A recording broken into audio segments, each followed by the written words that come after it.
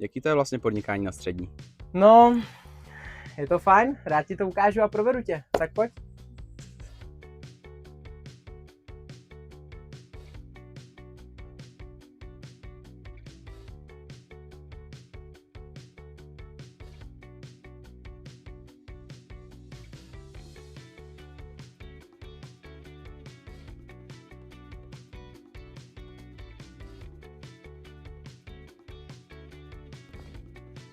A co třeba obnáší práce realitního makléře?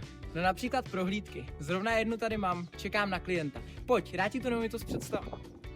Aktuálně se nacházím v Plzni, na Lochotíně, kde stojím před nádherným rodinným domem, který má přes 150 metrů čtverečních.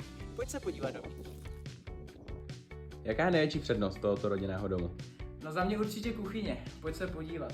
Je tu překrásný dřevěný masiv, super kombinace barev, LED podsvícení nad linkou, no vše, co je třeba na jednom místě. Kdo by to nechtěl?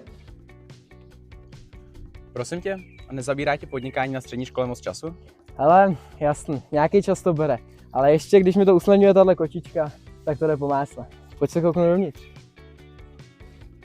Hele, měl jsi pravdu, podnikání na střední škole zabírá docela dost času. Ale strašně to ulehčuje tohle auto. Kamkoliv jedu, jak za kamarádama, na trénink, za přítelkyní, jenom si tady volám s klientama a hrozně mi to pomůže. A ještě si užiju perfektní jízdu v tomhle Sportlineu. Koukej na ty pásy. Dobrý den, Jiří Novák. Dobrý den, pane Nováku, u telefonu Vít Šindelář, realitní makléř ze společnosti NG Real Estate. Já vám volám na základě vašeho inzerátu na Bazoši na prodej rodinného domu 5+KK v Plzni na Košuce. Měl byste na mě chviličku? To teda nemám, a tohle číslo si zablokujte. Naschle. A slyšel jsem, že děláš na svém vlastním projektu. Tak to máš naprostou pravdu. Snažím se propovat svoji realitní činnost a dávat do toho něco navíc.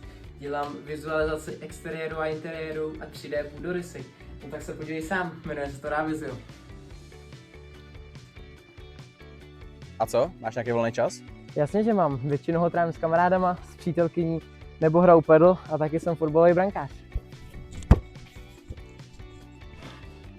Podnikání na střední škole má spoustu výhod i nevýhod. Mezi ty hlavní výhody bych zařadil budování vlastní značky, nabírání zkušeností, vydělávání peněz a často v podnikání může být i zábava. A mezi ty nevýhody časová vytíženost, stres a hlavně nepříjemní klienti.